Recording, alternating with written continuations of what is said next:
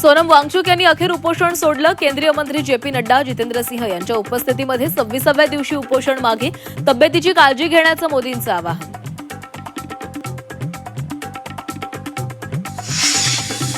पेपरफुटीवर कठोर कायदा आणणार. आज केंद्रीय मंत्रिमंडळाच्या बैठकीमध्ये चर्चा करणार. पुढच्या आठवड्यात विधेयक संसदेमध्ये मांडणार. पंतप्रधान मोदींचा व्हिडिओ संदेश.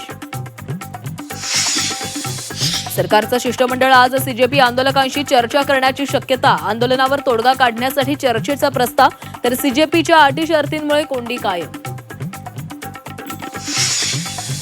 विद्यार्थी आंदोलनाची धग संपूर्ण देशभर. सीजेपीची आज देशव्यापी निदर्शनं. राजधानी दिल्लीमध्ये मोर्चावेळी पोलिसांनी विद्यार्थ्यांना केलेल्या अमानुष मारहाणीच्या निषेधार्थ एल्गार.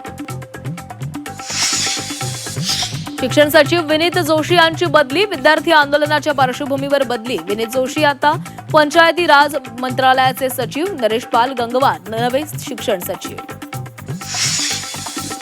विद्यार्थ्यांनी हात उचलला नव्हता, मग त्यांना मारहाण का केली? प्रियंका गांधी यांचा सरकारला सवाल.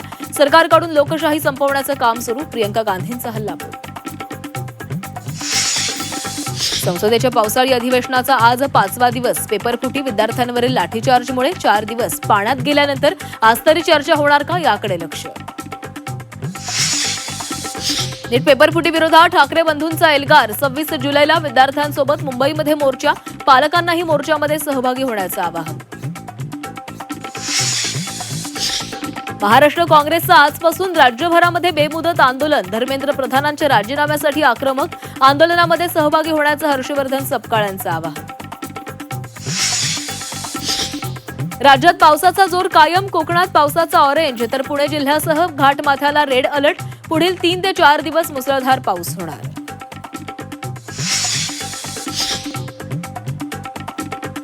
मुंबईकरांसाठी आनंदाची बातमी. मुंबईला पाणी पुरवठा करणारं दुसरं मोठं मोडकसागर धरण भरलं. धरणाच्या 2 दरवाजे उघडले. वाडा तालुक्यातील वैतरणा नदीकाठच्या गावांना सतर्कतेचा इशारा.